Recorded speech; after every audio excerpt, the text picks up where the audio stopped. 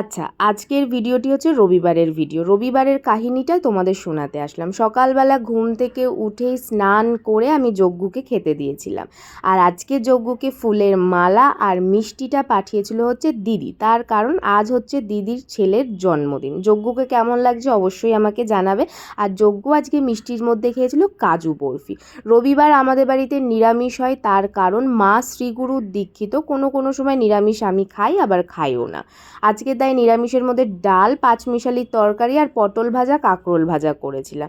আর একদিকে মুষলধারে বৃষ্টি। সন্ধ্যাবেলায় ছিল দিদিদের বাড়ি আমাদের নিমন্ত্রণ, তাই দিদি বাড়ি যাওয়ার আগে ঘোতনের জন্য একটা কেক কিনে নিয়ে গেছিলাম। আর এটা হচ্ছে আমাদের বার্থডে বয়। দিদির বাড়ি থেকে একটু হালকাভাবে ডেকোরেশন করা হলো। আর দিদি আমাদেরকে স্ন্যাক্সে খেতে দিয়েছিল ভেজিটেবিল চপ, যেটা খেতে অসম্ভব সুন্দর ছিল। কাল রাত্রে ঘোতন একটি কেক কেটেছিল, তার থেকে একটুখানি কেক আমি খেয়েছি। আর এই রসমালাই কেকটা আমরা নিয়ে গেছিলাম। আর এখানে হচ্ছে ঘোতন এখন কেক কাটছে। আর এই কেক কাটার সময় আমরা বার্থডে গানটা এমন সুরেলাভাবে ধরেছিলাম, মানে সেটা ধারণার বাইরে। তার জন্য আমি হচ্ছে অরিজিনাল ভয়েসটাকে মিউট করে দিয়েছি।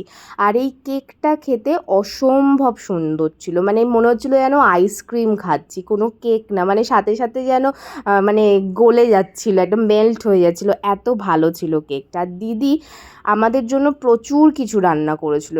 চলো সেটাই তোমাদেরকে বলি। ছিল হচ্ছে প্লেন রাইস, সঙ্গে হচ্ছে মাছের মাথা দিয়ে মুগ ডাল, লম্বা বেগুন ভাজা, ভেটকি পাতুরি। ভেটকি মাছটা এত ভালো ছিল।